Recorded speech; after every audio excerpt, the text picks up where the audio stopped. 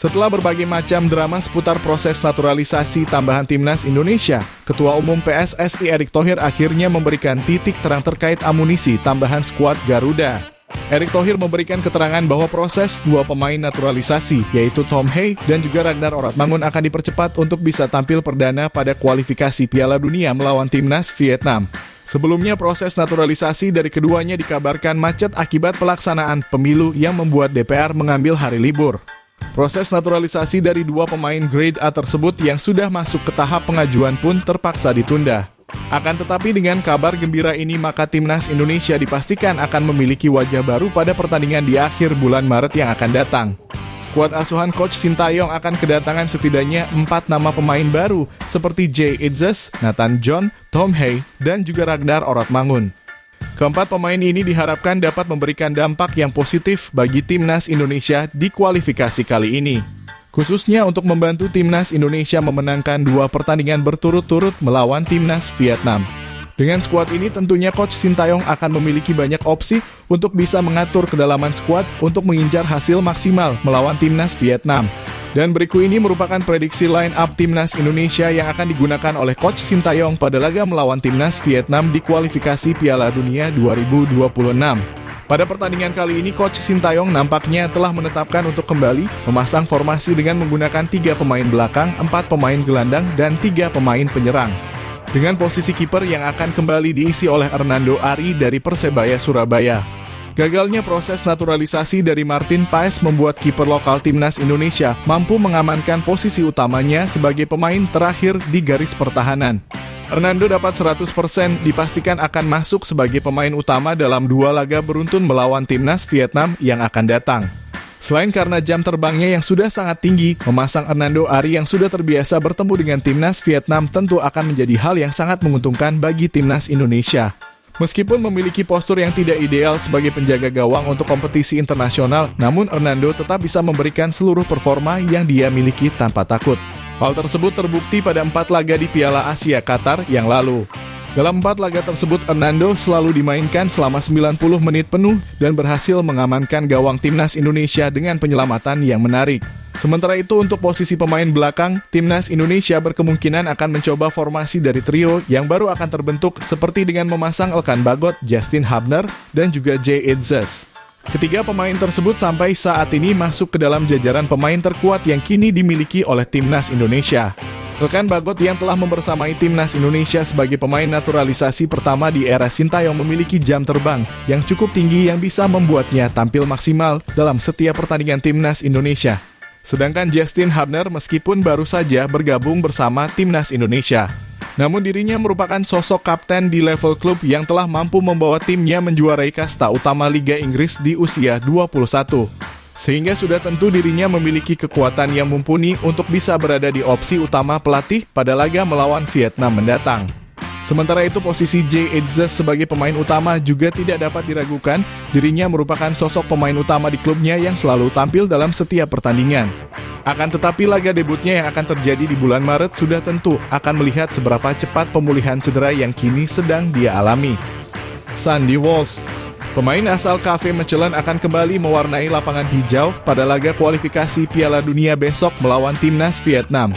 Pemain asal Liga Belgia yang tampil apik di Piala Asia Qatar tentu akan menjadi mimpi buruk bagi setiap serangan timnas Vietnam yang berada di sektor sayap. Sandy merupakan sosok pemain sayap bertahan yang mampu menguasai seluruh sektor penyerangan dan pertahanan sebelah kanan.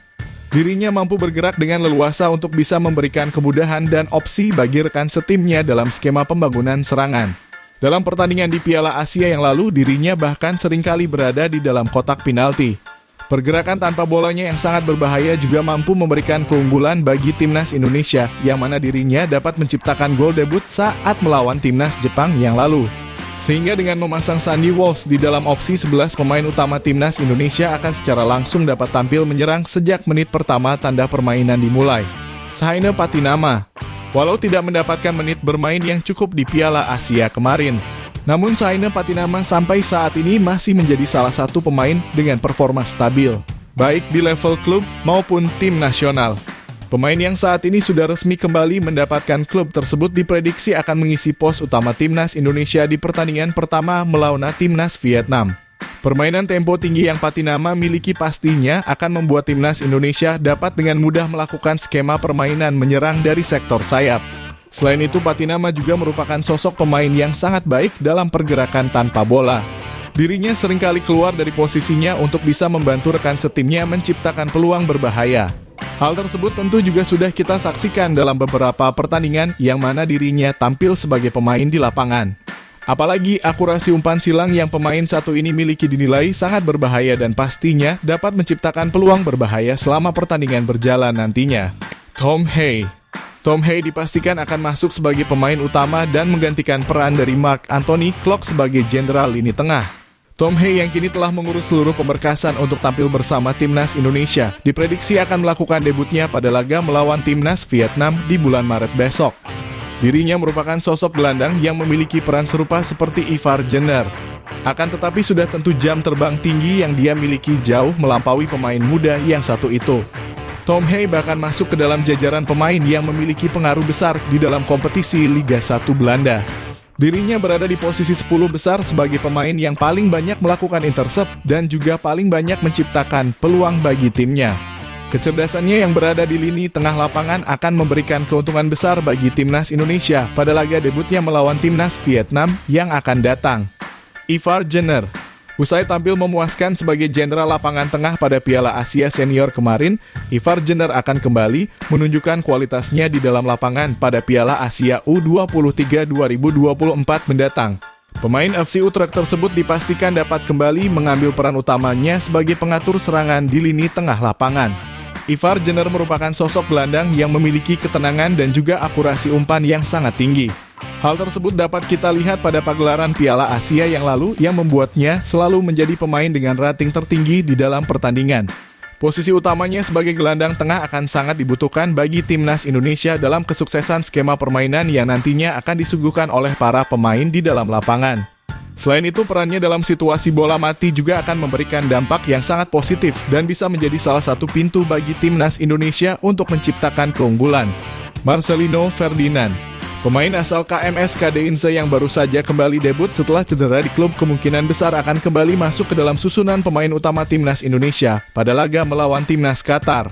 Marcelino yang saat ini masih berusia 18 tahun memiliki daya juang yang sangat tinggi di dalam lapangan. Dirinya yang berposisi sebagai gelandang serang juga dapat melakukan eksplorasi yang maksimal untuk menciptakan peluang di dalam lapangan. Terbukti saat dirinya berhasil mencetakkan gol debut pada laga melawan timnas Irak yang lalu. Marcelino dengan potensinya yang dapat memanfaatkan pergerakan tanpa bola dan masuk ke dalam ruang kosong dan menyambut umpan akurat dari Yakob Sayuri. Bahkan aksinya yang sangat memukau tersebut masuk ke dalam nominasi gol terbaik Piala Asia di pekan pertama. Hadirnya Marcelino sebagai pemain gelandang serang akan sangat membantu timnas Indonesia dalam menciptakan keunggulan di dalam lapangan saat Indonesia berjumpa dengan timnas Qatar di bulan April mendatang. Rafael Struijk, pemain muda asal Ado Den Haag, Rafael Struijk berkemungkinan tetap akan masuk ke dalam daftar 11 pemain utama yang akan diturunkan oleh Coach Sintayong pada laga melawan timnas Vietnam. Pemain yang pada Piala Asia Qatar kemarin diposisikan sebagai striker tengah oleh Coach Sintayong berkemungkinan akan kembali bermain untuk posisi aslinya sebagai pemain sayap. Rafael Struijk merupakan sosok pemain dengan postur tubuh tinggi dan memiliki kekuatan untuk menghadapi duel sengit di udara. Dirinya juga memiliki kemampuan yang sangat baik dalam penguasaan bola sehingga ini akan memberikan efek yang positif bagi penyerangan timnas Indonesia. Hadirnya Rafael Struijk yang juga senang melakukan tusukan ke kotak penalti pastinya akan memberikan kontribusi yang berharga bagi skuad Garuda untuk bisa menciptakan keunggulan di dalam pertandingan. Ragnar Oratmangun berkemungkinan akan memulai debutnya bersama timnas Indonesia pada laga melawan timnas Vietnam yang akan datang. Pemain asal kasta 1 Liga Belanda, yaitu Fortuna Sittard ini dapat tampil sebagai gelandang serang maupun pemain sayap. Kemampuannya dalam menggiring bola dan melakukan umpan 1-2 sudah tentu menjadi keunggulan yang membuat dirinya amatlah layak mendapatkan posisi utama di dalam skuad timnas Indonesia. Apalagi saat ini timnas Indonesia memang sedang mencari pemain penyerang dengan akurasi tendangan yang baik untuk bisa meningkatkan produktivitas gol bagi timnas Indonesia. Sehingga hadirnya seorang Ragnar dapat menjadi pemecah kebuntuan di dalam tim dan siap menjadi pemain yang akan membantu timnas Indonesia mencetakkan banyak gol di ajang internasional. Itulah tadi merupakan prediksi line up Timnas Indonesia yang akan digunakan oleh Coach Sintayong pada laga melawan Timnas Vietnam di kualifikasi Piala Dunia 2026. Jangan lupa tulis pendapat kalian di kolom komentar.